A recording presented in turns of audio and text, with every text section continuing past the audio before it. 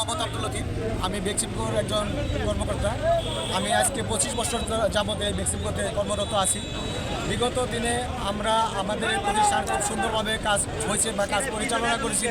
বর্তমানে আমাদের ফ্যাক্টরি বন্ধ হয়ে যাওয়াতে আমার ফ্যামিলি নিয়ে বা আমার পরিবার নিয়ে, আমার বাপ মা ভাই বোন সকলকে নিয়ে আমি এখন প্রায় রাস্তায় বসে গেছি।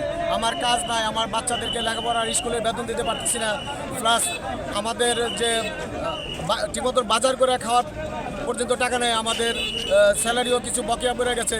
তো আমার সরকারের কাছে একটা আকুল আবেদন যে উনি যেন আমাদের ব্যাক টু ব্যাক এলসি সহকারে এই 40 বা 50 হাজার শ্রমিকের কর্মসংস্থান যেন ওনারা সঠিকভাবে পরিচালনা করার মতো যেন দায়িত্ব বা ব্যবস্থা গ্রহণ করে, প্লাস আমাদের ব্যাক টু ব্যাক এলসি সহকারে যেন বেক্সিমকোটা প্রতিষ্ঠানটা খুলে দেওয়ার ব্যবস্থা করে।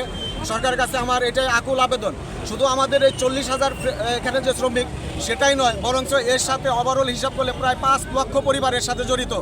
বাড়িওয়ালারা আছে, দোকানদাররা আছে, গাড়িওয়ালারা আছে, ব্যবসায়ীরা আছে, সমস্ত লোক এই বেক্সিমকো ইন্ডাস্ট্রিয়াল পার্কের সাথে জড়িত। একটা ছোট্ট দেশে যদি এই 40-50 হাজার শ্রমিকের কর্মসংস্থান বন্ধ হয়ে যায়, এরকম যদি প্রতিনিয়ত বন্ধ হতে, তাহলে আমাদের দেশের যে রেমিটেন্স অথবা আমাদের দেশের যে অর্থনীতিটা সেটা মুখ থুবড়ে পড়বে। আমরা প্রতি মাসে 70 থেকে 80 লক্ষ মাল শিপমেন্ট করি। সেই শিপমেন্ট আমার দাবি দেওয়া, আমার ব্যাক টু ব্যাক এলসি সহ আমার প্রতিষ্ঠান খুলে দিতে হবে, আমাদের চাকরি বাঁচাতে হবে।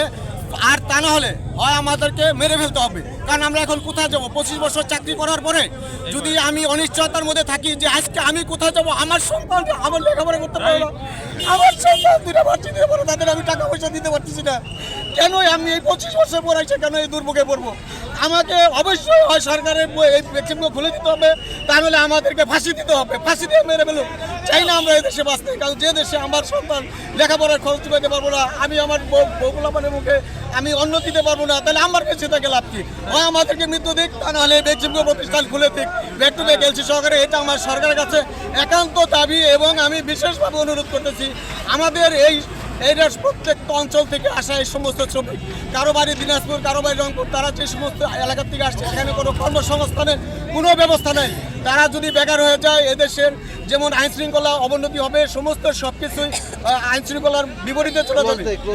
অতএব আমি চাইবো সরকারের কাছে যে এই ব্যাক টু ব্যাক এলসি সহকারে আমাদের এই প্রতিষ্ঠানটা যেন খুলে দেওয়া হয় এবং আমাদের কর্মসংস্থানের ব্যবস্থা করা হয়, আমাদের শ্রমিকদেরকে বাঁচানো হয়। আমরা মনে করি আমরা বাঁচলে অবশ্যই বাংলাদেশ বাঁচবে এবং আমরা বাংলাদেশেরও রেমিটেন্সের একটা অংশ। ধন্যবাদ সবাই।